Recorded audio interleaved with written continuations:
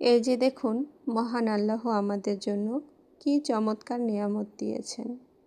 এগুলো হলো বলসুন্দরী কুল বা বরই।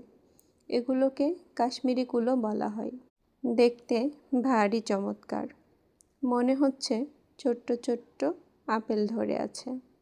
বরইগুলোর ওপরে লালচে খয়েরি রং ধরেছে, যার ফলে বরইগুলোর সৌন্দর্য এতটা বৃদ্ধি পেয়েছে, দেখলেই চোখ জুড়িয়ে যাচ্ছে। বরই হলো জান্নাতি ফল। সপ্তম আসমানে একটি বড় বরই বৃক্ষ রয়েছে। সেই জায়গাটির নাম হলো সিদরাতুল মুনতাহা। বরইয়ের উপকারিতা অনেক। এটি একটি ভিটামিন সি সমৃদ্ধ ফল।